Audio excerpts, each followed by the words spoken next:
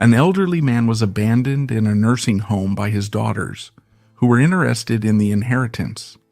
When the will was read, the daughters were shocked to discover what they had inherited. In the luxurious Thompson mansion in Newport, the afternoon sun streamed through the tall windows, illuminating a scene far from harmonious. Walter Thompson, a 78-year-old man with gray hair and tired eyes, sat in his favorite armchair, surrounded by his 3 daughters. What should have been a peaceful family gathering had turned into a heated argument about money. "Dad, you need to understand," Amanda, the eldest daughter, said impatiently. "The mansion is a burden for you now. Selling it would be the most sensible decision." Brenda, the middle daughter, agreed. "Think of all the good we could do with that money. My Senate campaign, for example." Caroline, the youngest, interrupted. "Or expanding my fashion brand. Imagine the legacy you'd leave behind, Dad." Walter looked from one daughter to the other, his heart heavy. He didn't see love in their eyes, only greed for his fortune. When had his little girls turned into these greedy women? Suddenly, a sharp pain shot through Walter's chest. He tried to speak, but no words came out. His vision blurred, and he felt his body slip from the chair. "Dad!" Amanda shouted, finally noticing something was wrong. Chaos erupted in the room. Carolyn rushed to call an ambulance while Brenda awkwardly tried to help her father. Minutes later, which felt like hours, the ambulance arrived. The paramedics worked quickly, placing Walter on the stretcher. The sisters followed to the hospital, each in her own car. In the emergency room, doctors were rushing around. "It's a stroke," one of them informed the daughters. But instead of worrying about their father's health, their first thought was about the will. "Did he sign the new papers?" Amanda whispered to Brenda. "I don't think so," Brenda replied, biting her lip. "This is a disaster." Caroline, meanwhile, was already on the phone with her lawyer. After hours of waiting, the doctor came out of the emergency room. "Your father is stable, but he will need constant care. I recommend a specialized nursing home." The sisters exchanged glances. It was Caroline who spoke up. "We know the perfect place, Golden Sunset." Days later, Walter was transferred to Golden Sunset, a luxury nursing home on the outskirts of town. It was there that he met Sarah Matthews, a 35-year-old nurse with kind eyes and a warm smile. "Welcome, Mr. Thompson," Sarah said, helping him settle into his room. "I'm here to take care of you." Walter just nodded, still unable to speak clearly due to the stroke. But in Sarah's eyes, he saw something he hadn't seen in a long time: genuine compassion. In the weeks that followed, the daughters' visits became increasingly rare. Amanda was busy with her real estate projects, Brenda with her political campaign, and Caroline with her fashion brand. Sarah became the constant presence in Walter's life. She read to him, helped him with physical therapy, and most of all, she listened. Slowly, Walter began to open up, sharing stories from his life through slow words and gestures. One day, Sarah found Walter looking out the window, a tear running down his face. "Mr. Thompson, what's wrong?" she asked gently. Walter turned to her, his eyes filled with sadness. "My life, my legacy, all wrong," he managed to say. Sarah took his hand. "It's never too late to change, Mr. Thompson. It's never too late to do the right thing." At that moment, an idea began to form in Walter's mind. An idea that would change everything, not just for him, but for everyone around him. While Walter was adjusting to his new life at Golden Sunset across town, a middle-aged man rummaged through a dusty box. Jack Morrison, a retired detective, pulled out a yellowed folder with the name Thompson handwritten on it. "I knew I had kept this somewhere," Jack murmured to himself, his eyes gleaming with renewed determination. Jack had always suspected there was something off about Walter Thompson's business dealings. Now, with the news of the real estate tycoon's stroke circulating around town, he felt it was time to reopen his private investigation. At Golden Sunset, Sarah continued her daily care routine for Walter. She noticed that, despite his physical improvement, he seemed increasingly pensive and melancholic. "Mr. Thompson," Sarah suggested one day, "have you ever thought about writing your memoirs? Many patients find it helps with the recovery process." Walter looked at her, considering the idea. After a moment, he slowly nodded. In the weeks that followed, Walter began dictating his memoirs to Sarah. At first, they were light-hearted stories about his childhood and the early days of his career, but gradually, darker revelations began to surface. "I wasn't a good man, Sarah," Walter confessed one day, his voice trembling. "I did things I'm not proud of." Sarah listened intently without judgment as Walter spoke of shady business deals, bribes, and decisions that had harmed many people over the years. One sunny afternoon, Sarah was pushing Walter's wheelchair through the nursing home gardens when a young man approached them. "Hey, Sarah," the young man greeted with a warm smile. "Kevin, what a surprise to see you here," Sarah responded, her cheeks blushing slightly. Kevin was Jack Morrison's son and worked as an architect for Amanda, Walter's eldest daughter. He and Sarah had crossed paths a few times at the nursing home, and a mutual attraction was growing between them. "I was in the area and thought I'd stop by to see how things were," Kevin explained, giving Walter a gentle look. As the three of them chatted, Walter observed the interaction between Sarah and Kevin. There was a clear chemistry between them, and it brought a rare smile to the elderly man's face. Elsewhere, at the Thompson mansion, the three sisters gathered to discuss the latest developments.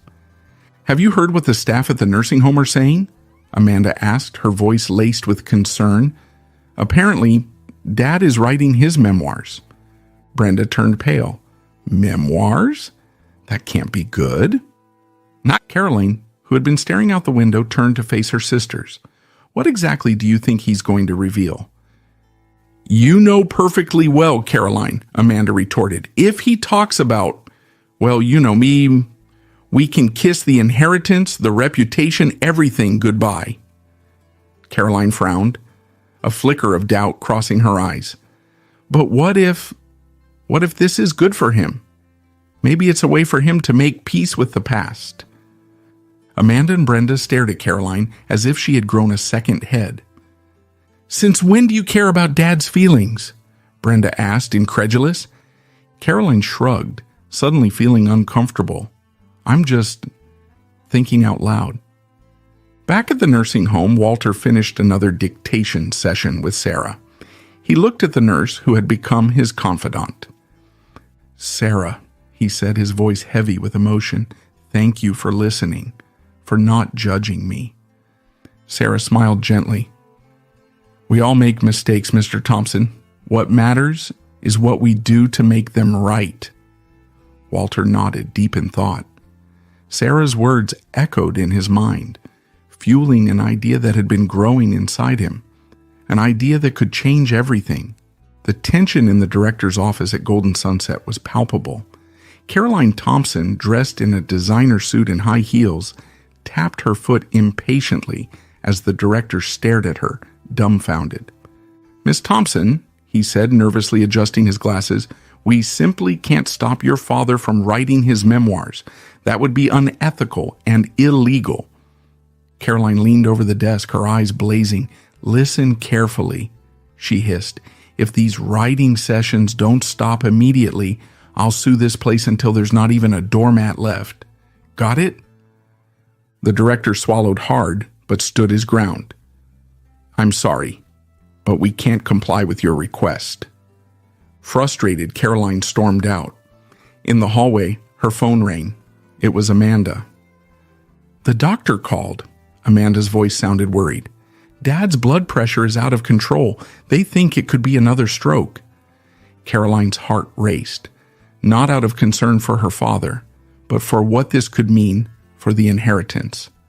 "I'm on my way," she replied, rushing to the elevator. In Walter's room, Sarah monitored his vital signs with concern. Walter, pale and gasping for breath, gripped her hand. "Sarah," he whispered, "I need to see George Hawkins, my lawyer." Sarah hesitated. "Mr. Thompson, you need to rest." Walter squeezed her hand with surprising strength. "Please, Sarah, it's important." Seeing the determination in his eyes, Sarah nodded. Quietly, she made the call. Hours later, after his daughters had left following a tense visit, George Hawkins slipped into Walter's room. The elderly lawyer, a longtime friend of Walter's, listened closely as his client explained his intentions. "Are you sure about this, Walter?" George asked, raising his eyebrows. Walter nodded. "More than ever, George. It's time to do the right thing." Meanwhile, in his makeshift office, Jack Morrison pored over old documents with growing excitement. "I knew it," he muttered, holding up a yellowed piece of paper. "Tax fraud, right here." Without wasting time, Jack contacted a journalist he knew. Within hours, the first headlines about financial irregularities in the Thompson empire began circulating online. Kevin was in Amanda's office when the news broke. He watched his boss panic, yelling into the phone at her press advisors. A storm of emotions flooded him. On one hand, he felt loyal to Amanda. She had given him a unique opportunity, trusting him more than any other employee. His professional success owed much to her. On the other hand, there was Sarah. His heart raced just thinking about her. Though his love for her was still almost secret, Kevin knew Sarah wouldn't approve of any attempt to cover up the truth. And then there was his father, Jack. Kevin knew it was him who had leaked the news, though Amanda had no idea.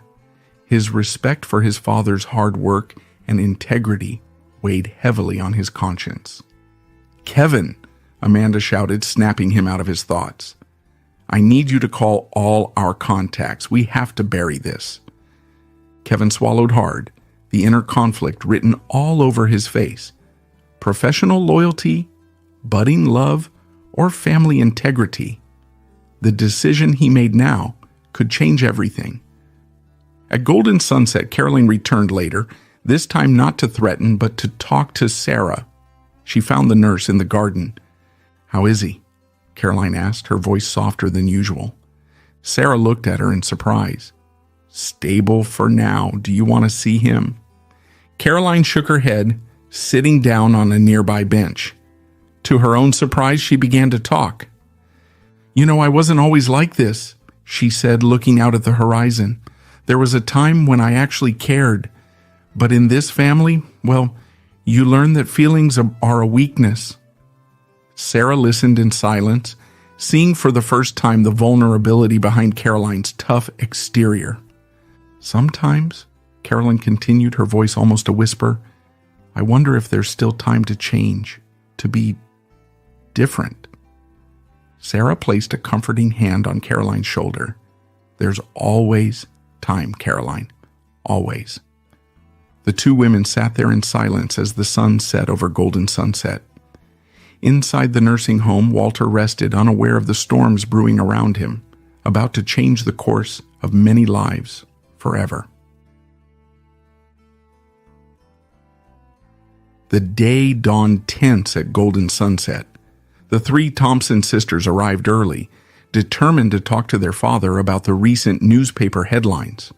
Walter's room had become a verbal battlefield. "Dad, you need to deny these accusations," Amanda demanded, her sharp voice echoing off the walls. Brenda, anxious, agreed. "My campaign is at risk. You can't stay silent." Caroline, recalling her conversation with Sarah, remained quiet, watching her father with a conflicted expression. Walter, tired and pale, tried to respond, but his daughters kept interrupting him.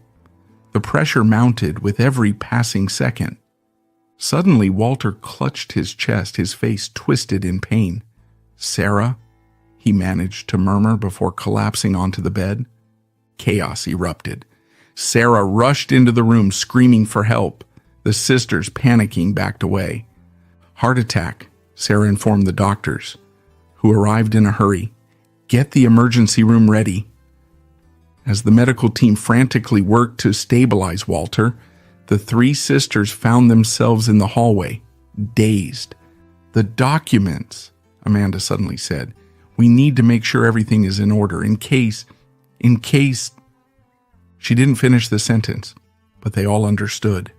Within minutes, the three were running to their cars, more concerned about paperwork than their father's condition.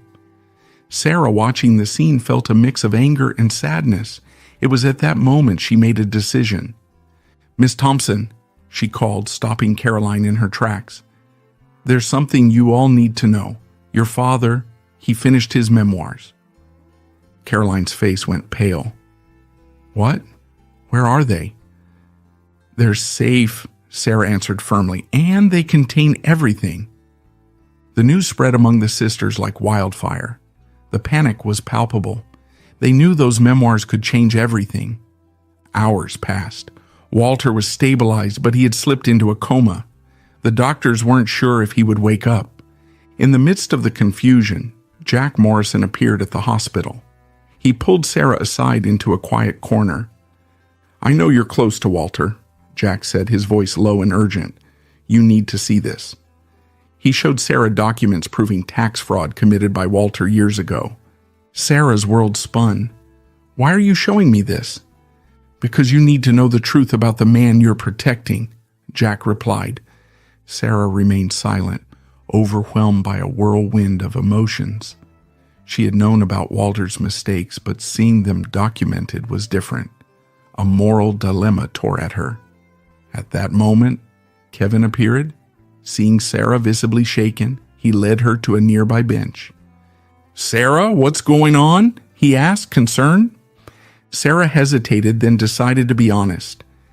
"Kevin, that man, he's your father, isn't he?" Kevin nodded, surprised.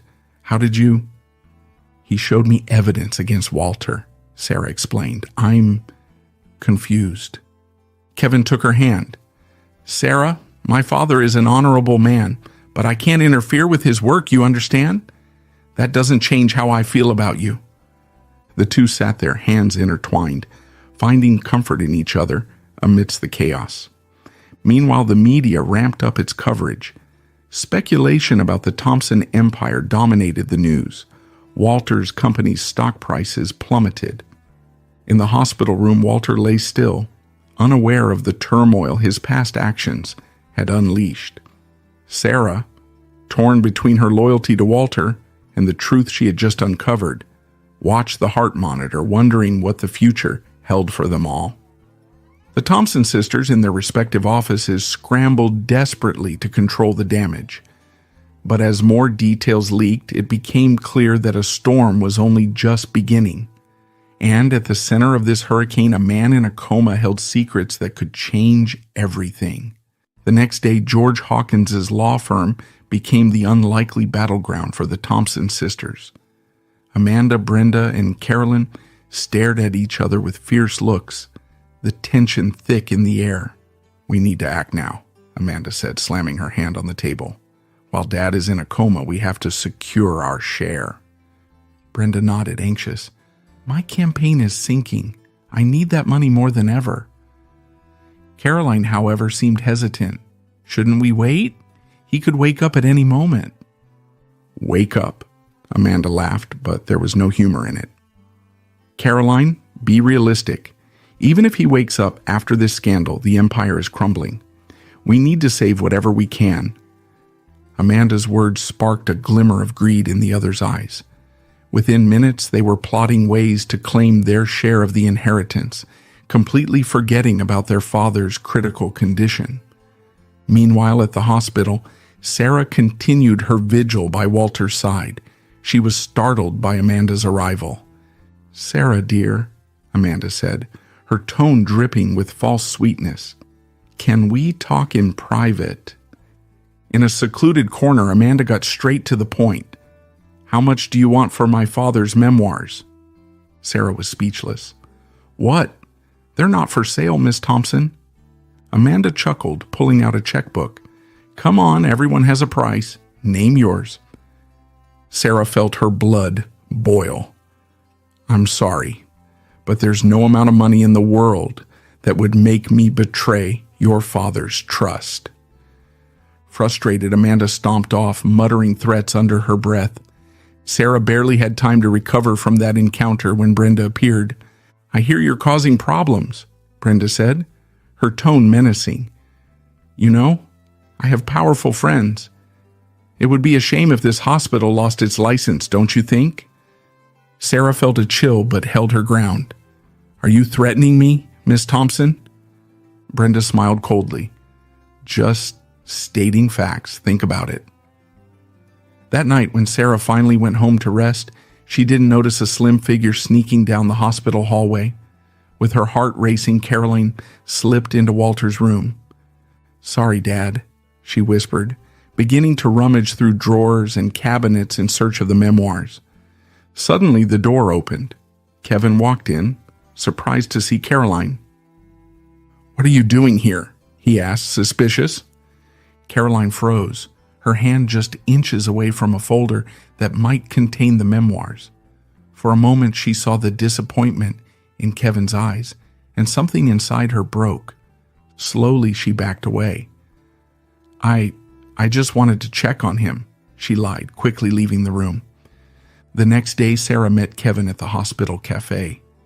Exhausted and stressed, she broke down in tears. "They're pressuring me, Kevin," she sobbed. "I don't know how much longer I can take it." Kevin embraced her, feeling his heart race as she leaned into him. "You're stronger than you think, Sarah. I'm here for you." Meanwhile, the media continued its relentless attack. New leaks emerged daily, each more damaging than the last. Walter's once unshakable reputation was now in tatters. The stocks of the Thompson companies were plummeting. Business partners were publicly distancing themselves. The empire Walter spent a lifetime building was falling apart before everyone's eyes. Amidst this chaos, Walter remained in a coma, oblivious to the war raging around him. Sarah, determined to protect her patient and friend, found herself at the center of a storm that threatened to tear everything apart. As night fell over the city, the three Thompson sisters, each in their own homes, planned their next moves. The battle for the inheritance was far from over, and they were willing to do whatever it took to come out on top. Sarah, sitting by Walter's bedside, held his cold hand. "Please, Mr. Thompson," she whispered, "wake up. They need you now more than ever." But Walter remained still, his future and the futures of everyone around him hanging by a thread. Kevin walked through the corridors of Amanda's office, his mind a whirlwind of conflicting thoughts. As he passed the meeting room, a low conversation caught his attention. He recognized Amanda's voice along with that of some lawyers. "We need to invalidate any new will," Amanda was saying. "Use every legal resource possible.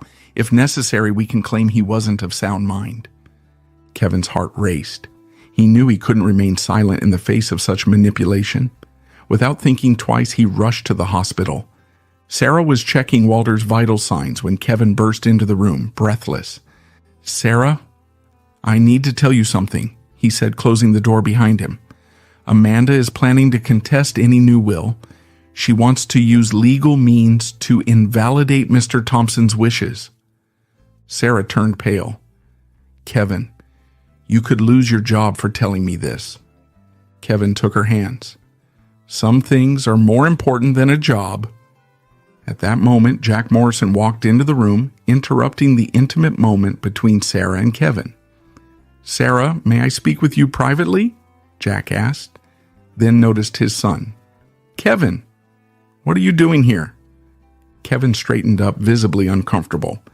"Hi, Dad. I came to check on Mr. Thompson." Jack cast a suspicious glance between his son and Sarah, clearly sensing there was more to the story. "I see," he said slowly. "Well, I need to speak with Sarah privately. We can talk later, son."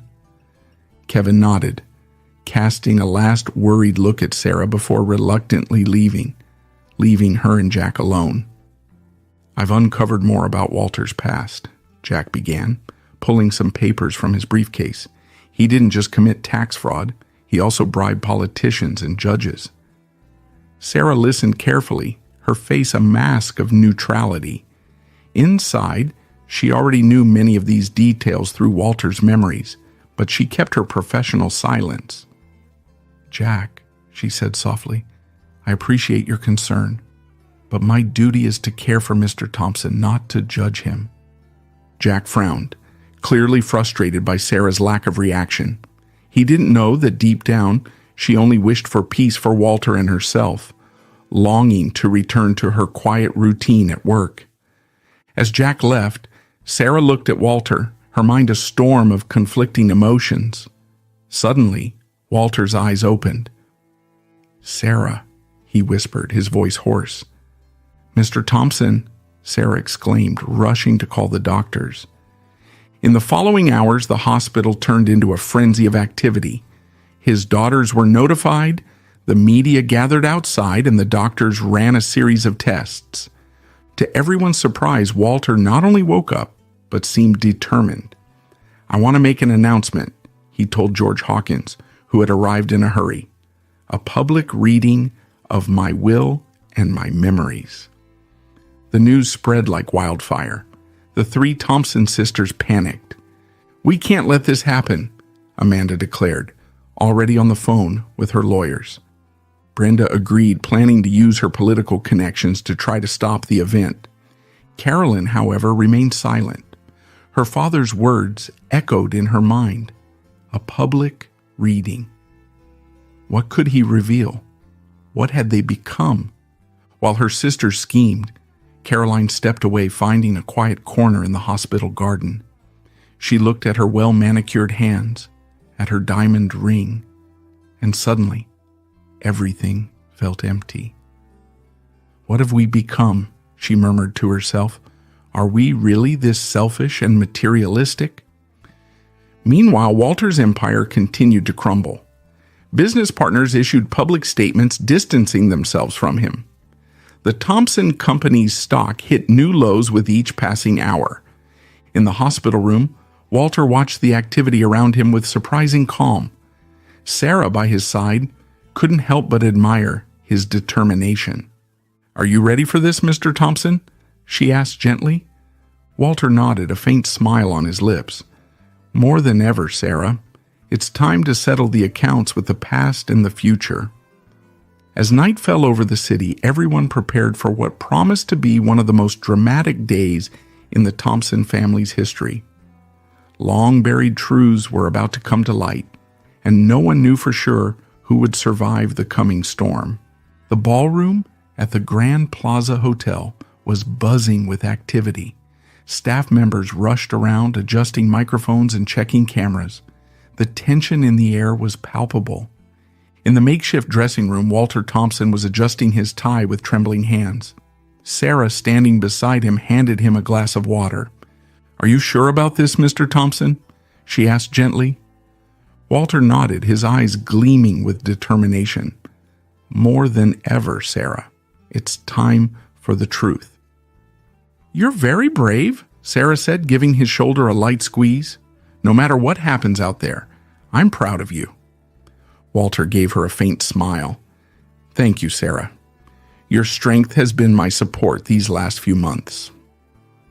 Outside, Amanda and Brenda were making frantic phone calls, trying one last move to stop the event. "No, you don't understand," Amanda hissed into the phone.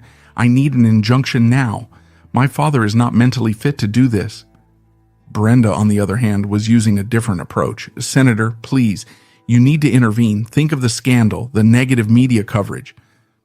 Meanwhile, Caroline sat alone, her eyes fixed on an old family photo she held in her wallet.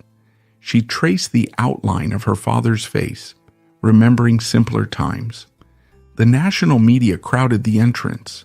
Reporters from every major network fought for a good angle, their voices blending into a rising hum. "Is it true that Walter Thompson is going to confess to crimes?" shouted one reporter. "There are rumors of a new will. Can you confirm that?" another asked. Finally, the doors opened. Walter, supported by a cane and with Sarah by his side, walked slowly toward the podium. The silence that fell over the room was deafening. Walter cleared his throat, adjusted the microphone, and began. My name is Walter Thompson, and this is the story of my life.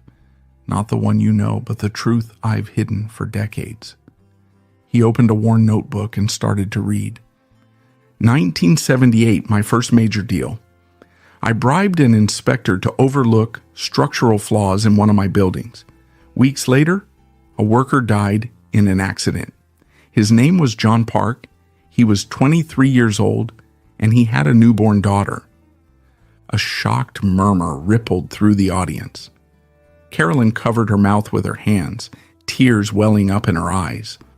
Walter continued, his voice heavy with emotion. I remember the day I got the news. I was celebrating the project's success in my office when my assistant walked in, pale as a ghost. Mr. Thompson, he said, there's been an accident. At that moment, I knew I had crossed a line from which there was no turning back. He paused, swallowing hard before going on. 1985, the acquisition of riverfront properties. I blackmailed the owner, threatening to expose his extramarital affair. He killed himself 2 months later. He left behind 3 children. Amanda and Brenda exchanged horrified looks. Their pale faces contrasted with the flush of shame spreading across them. His name was Robert Dawson, a decent man who made a mistake. I used that mistake to destroy him. The night I heard about his death, I drank myself into oblivion, trying to drown the guilt, but it never went away. 1992, my campaign for city council. I bought votes, threatened opponents. I used the office to push through projects that made me and my friends rich, while entire communities were displaced. With each revelation, the shock in the room grew. Journalists typed furiously on their laptops. Cameras clicked incessantly. I remember an elderly woman, Margaret Jenkins, 78 years old. She begged not to be removed from her home. My grandchildren grew up here, she said through tears. I ignored her, seeing only the millions that plot of land would bring me. Walter paused, taking a sip of water with shaking hands. His eyes found his daughters in the front row. Amanda looked furious. Brenda was in shock, but it was the look of disappointment and sadness in Caroline's eyes that hit him like a punch to the gut.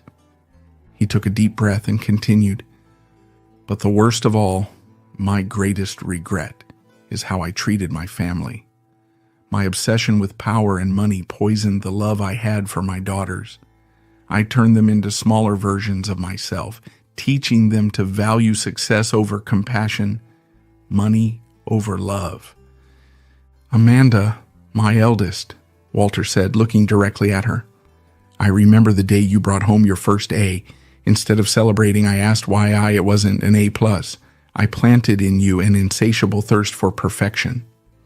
Turning to Brenda, he went on, and you, my dear Brenda. When you wanted to be a teacher, I laughed. Teachers don't get rich, I said. I pushed you into politics, not because it was your dream, but because it was mine. Finally, his eyes landed on Caroline. Caroline, my youngest.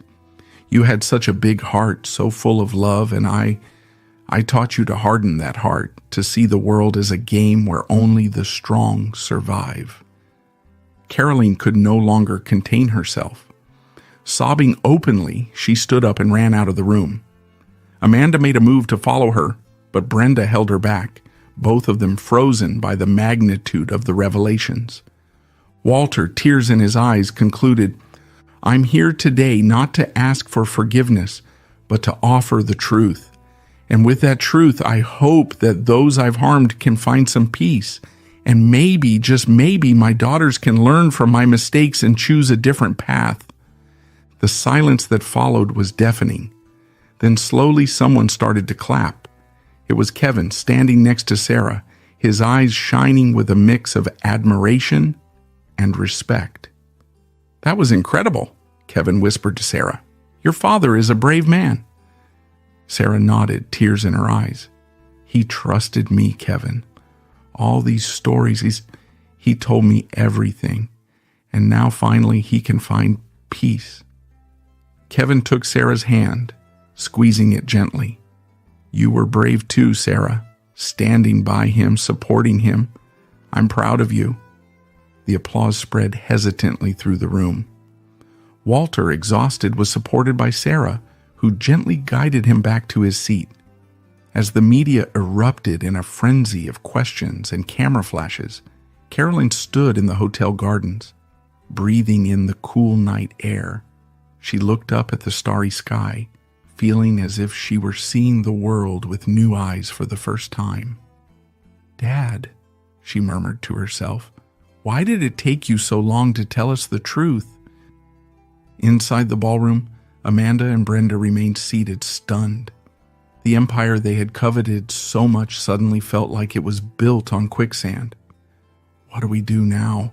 Brenda whispered to Amanda, her voice trembling. Amanda, still in shock, just shook her head. I don't know.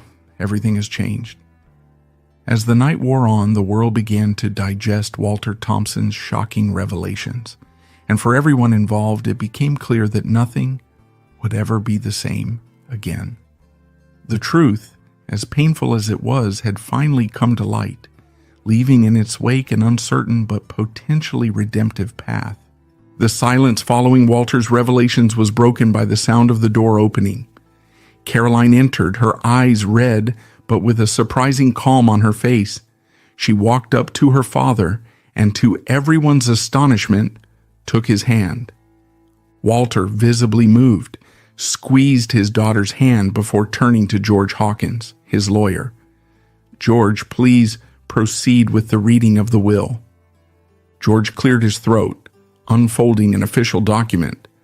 I, Walter Thompson, in full possession of my mental faculties, declare this to be my last will and testament. The room held its breath. Amanda leaned forward, her eyes gleaming with anticipation. Brenda nervously bit her lip. Firstly, George continued, I'm establishing the Thompson Foundation for Reparation and Social Justice. This foundation will receive 80% of my entire fortune. A murmur of shock rippled through the room. Amanda shot to her feet. This is absurd. He's not in his right mind.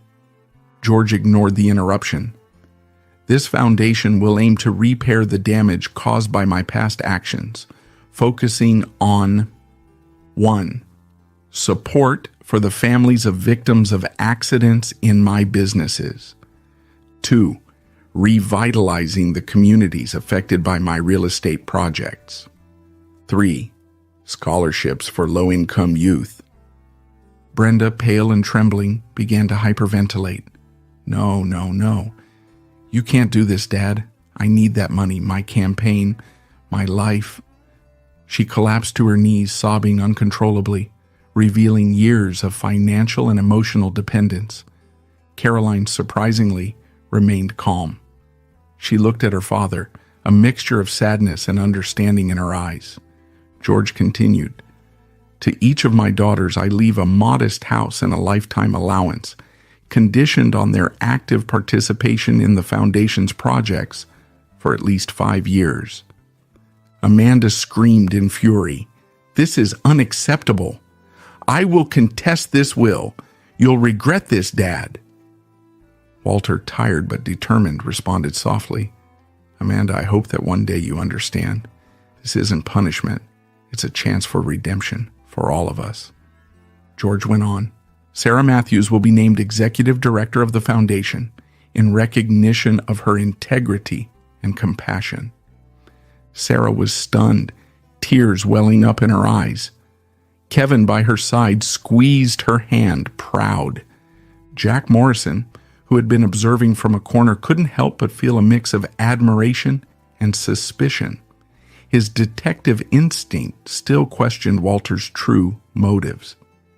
Finally, George concluded, I am establishing a separate fund to investigate and compensate any other victims of my actions who may come forward in the future. The room erupted into a frenzy of reactions. Reporters shouted questions. Cameras flashed incessantly. Some applauded Walter's decision while others criticized it as an act of excessive self-punishment. Caroline approached her father. "Why, Dad?" she asked softly. Walter looked into his daughter's eyes. "Because it's time to fix what we've broken, sweetheart. Not just the world out there, but our family too." Amanda, furious, was yelling at her lawyers, demanding they contest the will immediately. Brenda was being attended to by paramedics, still in shock. Sarah, still processing the enormity of her new responsibility, turned to Kevin. "What do you think of all this?" Kevin smiled gently. "I think your dad chose the right person to lead this foundation, and I'll be by your side if you want me." Walter watched everything with a mix of sadness and hope. He knew the road ahead would be tough, but for the first time in decades, he felt like he was doing the right thing. As the night wore on, news of Walter Thompson's will spread like wildfire. On social media, in the streets, in bars, everyone had an opinion. Some called him a saint, others a madman. But for Walter, sitting in his chair, exhausted but at peace, none of that mattered. He looked at Caroline, the only daughter who had stayed by his side, and saw a glimmer of hope for the future. A future that, for the first time in a long time, wasn't defined by money or power, but by redemption and love. The days following the reading of Walter Thompson's will were a whirlwind of emotions and frantic actions. The Thompson mansion, once a symbol of power and wealth, now felt like a besieged fortress. Amanda, with deep circles under her eyes and disheveled hair, shouted on the phone with her army of lawyers. "I don't care how, invalidate that will. Use temporary insanity, coercion, anything." On the other side of the house, Brenda had locked herself in her room, refusing to come out or talk to anyone. The occasional sounds of breaking objects and muffled sobs were the only signs of her presence. Caroline, however, surprised everyone. She was seen leaving the mansion early, heading to the hospital where Sarah worked. "Sarah," Caroline said hesitantly, meeting the nurse in the hospital cafe. "Can I talk to you?" Sarah nodded, curious. "Of course, Caroline. What's going on?" I don't know who I am anymore," Caroline confessed, tears in her eyes. "My whole life was built around my father's money and status. Now, I don't know what to do." Sarah listened patiently, offering comforting words and practical advice. "Maybe it's time to figure out who you really are, Caroline, without anyone's expectations." Meanwhile, Kevin was facing his own battles. Amanda had publicly fired him, accusing him of betrayal. But instead of feeling defeated, he felt free. "I have no regrets," Kevin told Sarah that night as they walked hand in hand through the park. "Doing the right thing is worth more than any job." Sarah smiled, squeezing his hand. "I'm proud of you, Kevin, and a little scared by all of this." "We'll face it together," Kevin promised, sealing the pledge with a tender kiss. Walter, on the other hand, was dealing with the legal consequences of his confessions. FBI investigators were seen going in and out of his office daily. Old friends and business partners avoided him like he had a contagious disease. One particularly tough afternoon, Walter received a visit from Jack Morrison. "I'm not here as an investigator today," Jack said, sitting down heavily. "I'm here as a man who respects what you did, as hard as it was." Walter nodded, grateful for the unexpected gesture of understanding. The creation of the Thompson Foundation faced its own challenges. Sarah, new to managing large organizations, spent sleepless nights studying and planning. "It's scary," she confessed to Walter during one of her visits. "So much responsibility, so many lives we can impact." Walter smiled gently. "That's why I chose you, Sarah. You genuinely care." As the foundation took its first steps, it met resistance from all sides. Businessmen, afraid their own questionable practices would be exposed. Politicians, worried about losing donations. Even some of the supposed victims, suspicious of the true intentions behind the reparations. Brenda, after days of isolation, finally emerged. But she wasn't the same. Her eyes, once shining with ambition, were now dull and distant. "I'm leaving," she coldly announced during a tense dinner. "I don't want to be part of this redemption farce." Her words dropped like stones in the silence of the dining room. Walter tried to reach out to her, but she pulled away sharply. "You've destroyed everything, Dad," Brenda hissed. "Our family, our legacy. I hope you're happy with your clean conscience." With those words, she left, leaving behind an even more fragmented family. Caroline, witnessing the scene, felt a determination grow inside her. She turned to Walter and Sarah. "I want to help," she said simply. "I don't know how yet, but I want to be part of this." Walter felt a mix of pride and sadness. One daughter lost, another found. The consequences of a life of wrong choices continued to unfold, for better or for worse. As night fell over the city, the Thompson family, or what remained of it, faced an uncertain future. But for the first time in decades, it was a future built on truth, however painful that might be. The community center hall in Newport was buzzing with activity. Colorful banners announced the first annual event of the Thompson Foundation, and the chatter of hundreds of voices filled the air with anticipation.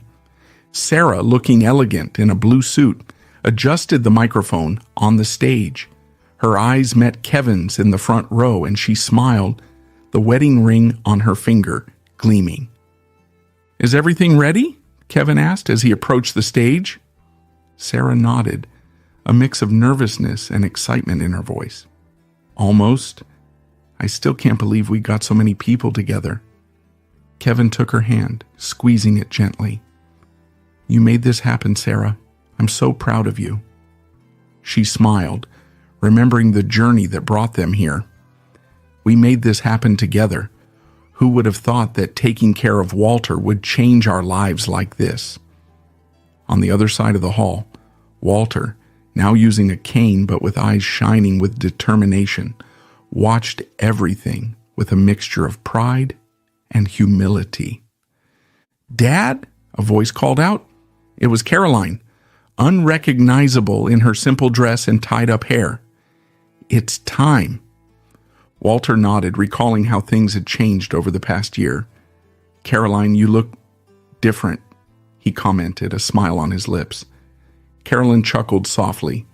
"A good different, I hope. I've learned there's more to life than just appearances." Walter placed his hand on his daughter's shoulder. "You have no idea how proud I am of you, dear." Caroline had surprised everyone by transforming her fashion brand into a social enterprise. Her new collections, made by underprivileged communities, told stories of overcoming in every piece. "You know, Dad," Caroline began, her voice soft and reflective, "I never thought I'd feel so fulfilled selling clothes that cost 1/10 of what I used to charge." Walter laughed. "Life has a way of surprising us, doesn't it?"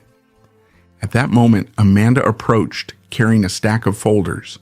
Her face, once always perfectly made up, now displayed a natural and determined beauty. "Sorry for the delay," she said, slightly out of breath. "I've been finalizing the details for the new housing project in East Newport."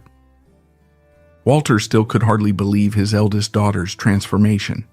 After months of resistance and legal battles, something had changed. "Amanda," Walter began hesitantly, "I know I wasn't always, well, you know, but seeing you like this, so dedicated, makes me think that maybe I did something right after all." Amanda looked at her father, her eyes filling with tears. "Dad, She paused, taking a deep breath.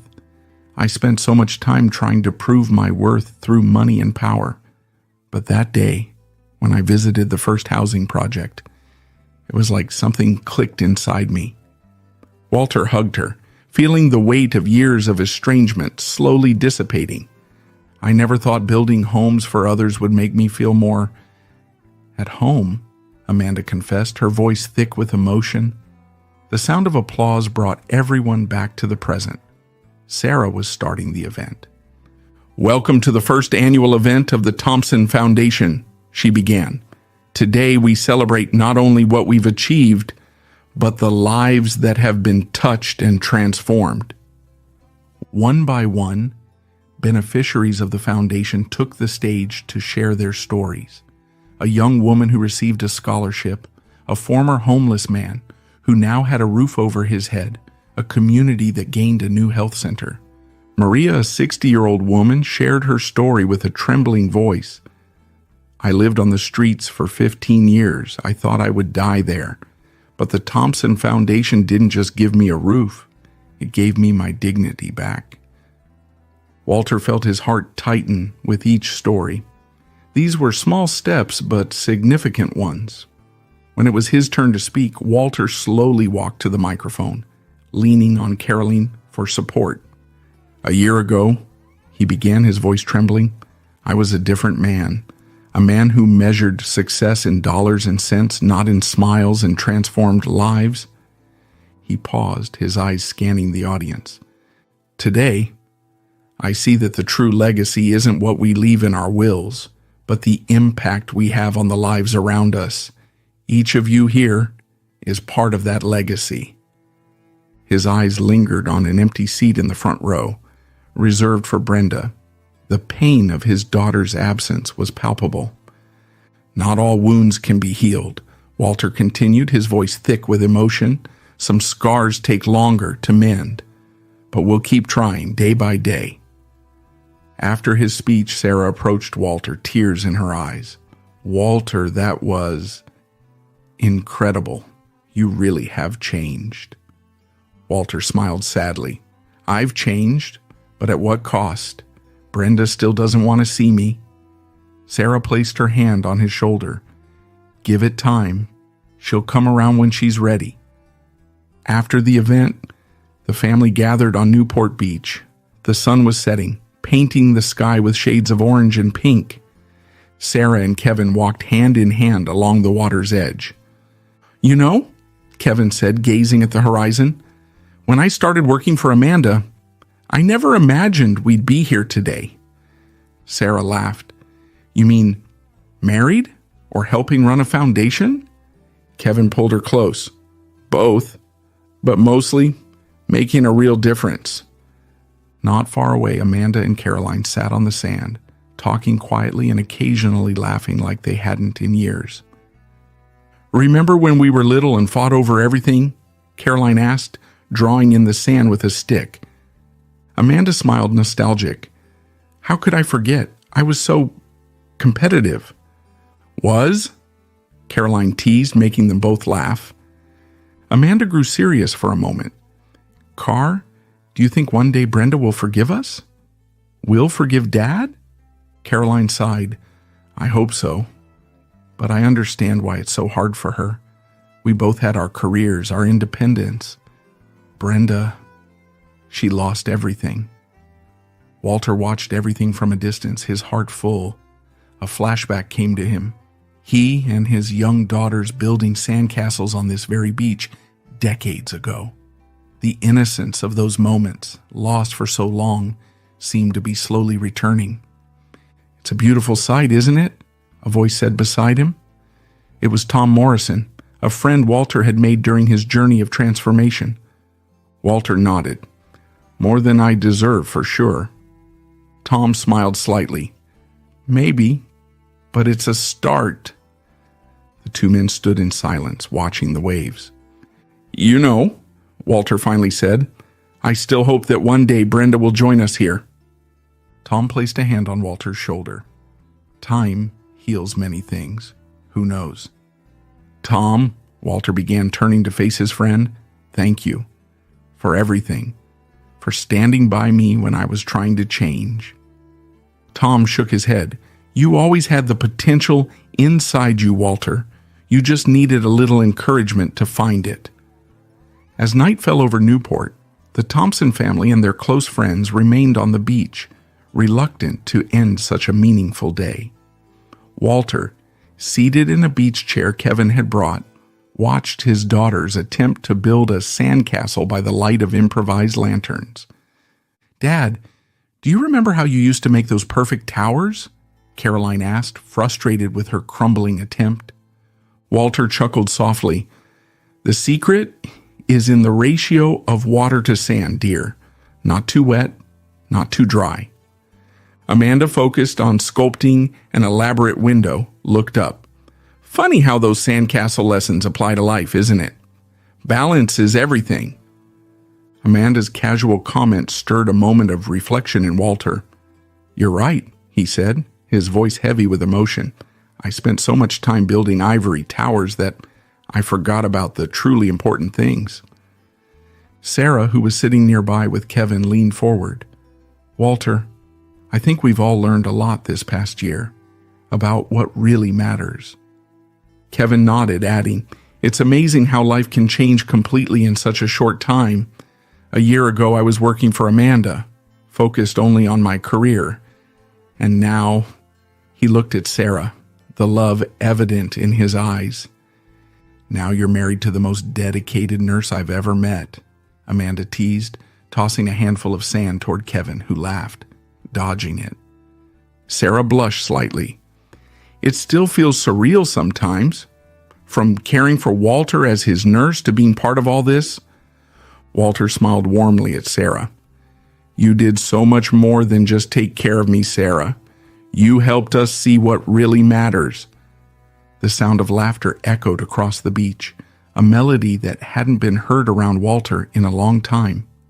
He closed his eyes for a moment, absorbing the sound, etching it into his memory. When he opened them again, he noticed Tom Morrison walking toward him, carrying a box. "Sorry to interrupt the family moment," Tom said with a smile, "but I thought this might be appropriate for the occasion." He opened the box, revealing a bottle of champagne and some glasses. "Tom, you didn't have to," Walter began, but Tom cut him off with a gesture. "It's not every day we celebrate a new beginning, Walter, and trust me, this is something worth celebrating." As Tom poured the champagne, Walter couldn't help but notice how even this simple gesture seemed different now. In the past, champagne was just another status symbol, something used to impress others. Now it was a way to mark a precious moment with people he loved. "A toast," Walter said, raising his glass, "to family, to new friends who have become family, and to new beginnings." "And to lessons learned," Amanda added, her gaze meeting her father's. "To hope," Caroline added. "To love," Sarah and Kevin said in unison, making everyone smile. Tom raised his glass. "And to the true legacy we are building together." As the glasses clinked, Walter felt a wave of emotion wash over him.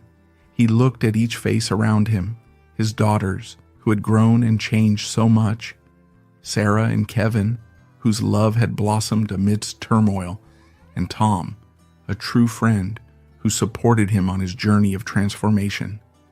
But there was one face missing that weighed heavily on his heart. "I wish Brenda were here," Walter said quietly, almost to himself. Amanda, who was sitting closest to him, heard her father's comment. She placed her hand on his shoulder. "Dad, I have something to tell you." Walter looked at her, curious. "I spoke to Brenda last week," Amanda revealed, her voice trembling. "It was a hard conversation, but she asked about you, about the foundation." Walter's heart raced. "And what did you tell her?" Amanda smiled softly. "The truth, that you've changed, that all of us have changed, and that we miss her." Walter felt tears welling up in his eyes. "Do you think one day—" "Give it time, Dad," Carolyn interjected, having come closer to listen to the conversation. "Brenda needs to take her own journey. But the fact that she asked, that's a start." Walter nodded, discreetly wiping away a tear. He looked out at the ocean again, the waves gently crashing onto the shore. The sound was soothing, reminding him that even the strongest tides eventually calm.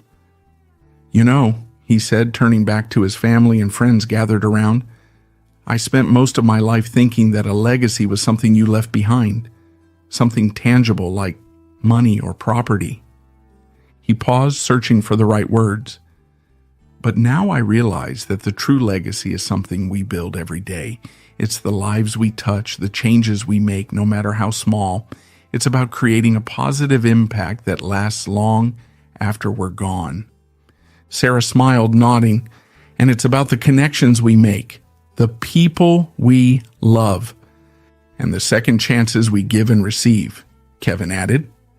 Walter raised his glass again. "So let's have one more toast to the future we're building together, and to the hope that one day our family will be whole again."